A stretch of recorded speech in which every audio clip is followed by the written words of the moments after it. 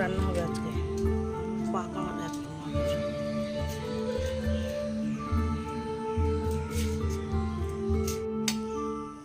এরকম মাছ কাটা হচ্ছে, মাগুর মাছ কাটা হচ্ছে, টাটকা মাগুর মাছ, দেশি মাগুর। দেশি মাগুর রান্না হবে।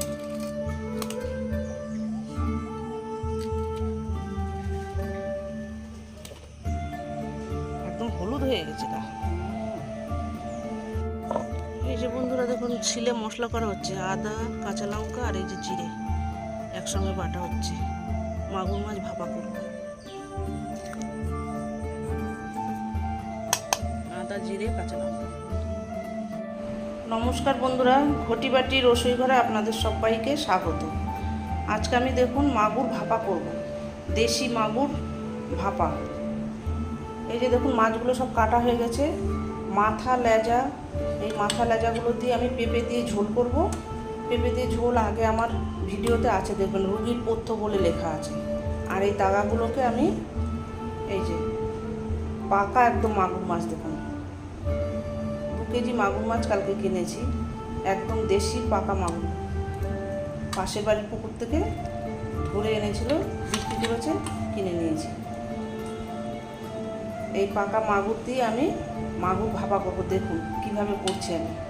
এই যে এখানে 6 পিস নিয়েছি দাগা, আর এই বাদবাকি মাছগুলো দিয়ে পেঁপে দিয়ে আমি ঝোল করব। হালকা পাতলা একদম, কাঁচা লঙ্কা, আদা, জিরে বাটা দিয়ে ঝোল করব। আর গাছের দেশি একদম টাটকা পেঁপে দিয়ে দেশি মাগুর মাছ ঝোল করব। আর মাছ এবার মশলা মাখাবো। প্রথমে দেবো হলুদ, একবার আমি টিফিন বক্সের ভেতরে মাখিয়ে নিচ্ছি। দেবো পরিমাণ মতো একটু লবণ,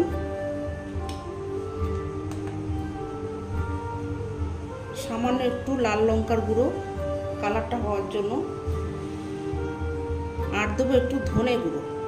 আদা, জিরে, কাঁচা লঙ্কা শিলে বাটা আছে। দেবো এবার সর্ষের তেল, কাঁচা সর্ষের তেল। ভাপা সাধারণত সর্ষে পোস্ত বাটা দিয়ে খান, এখানে আমি আদা, জিরে, কাঁচা লঙ্কা বাটা দিয়ে করছি। অপূর্ব খেতে হয় বন্ধুরা। এবার লবণটাকে খুব ভালো করে হাত দিয়ে মাখাবেন, চামচ দিয়ে মাখালে সবটা নাও লাগতে পারে। লবণটাকে খুব ভালো করে মশলার সাথে মাখিয়ে নেবেন। এই মাছের সাথে লবণ, হলুদ আর তেল এই মাছের সাথে খুব ভালো করে মাখিয়ে নেবেন। আর ধনে গুঁড়ো, ধনে আপনারা গোটা ধনে বেটেও দিতে পারেন, আমি এখানে গুঁড়ো দিয়েছি। এই দেখুন এইভাবে করে খুব সুন্দর করে মাখাতে হবে, যাতে লবণটা মাছের ভিতরে ঢুকে যায়। উল্টিয়ে পাল্টিয়ে খুব ভালো করে মাখিয়ে কিছুক্ষণ রেখে দিতে হবে। এবার দেবো এই যে মশলা, শিলে বাটা মশলা, আদা, জিরে, কাঁচা লঙ্কা বাটা, এই মশলাটাকে দেব।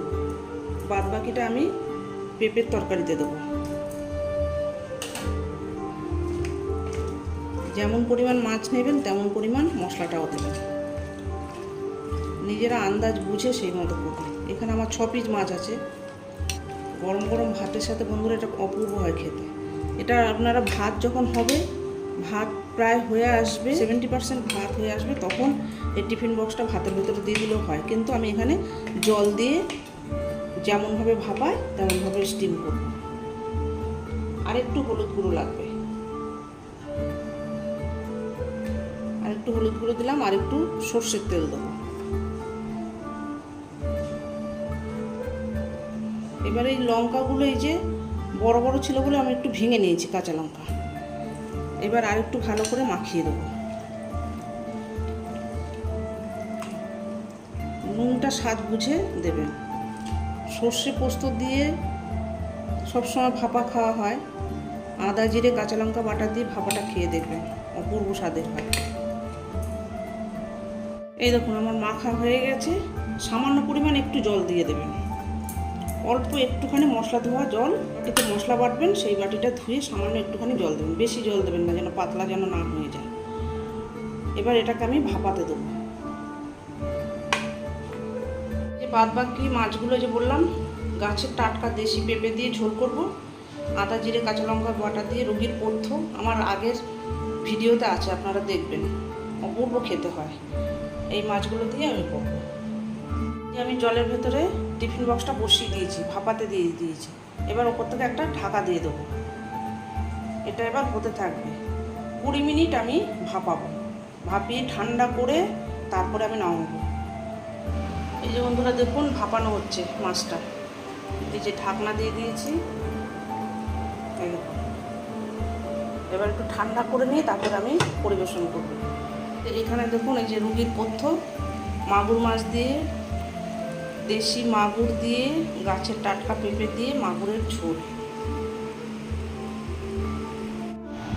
এই যে বন্ধুরা দেখুন মাগুর মাছ ভাপা রেডি হয়ে গেছে। এই যে সার্ভ করে দিয়েছি আমি। এই যে ভাতের সঙ্গে তুলে দিচ্ছি। দেখুন এই যে দেখুন কি সুন্দর,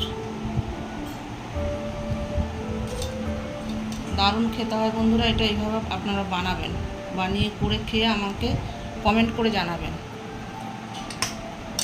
এই যে সঙ্গে দেখুন আমি পেঁপে দিয়ে মাগুর মাছের ঝোল করেছি, রুগীর পথ্য সেটাও দিয়েছি, আর এই যে উচ্ছে চচ্চড়ি করেছি এটাও দিয়েছি।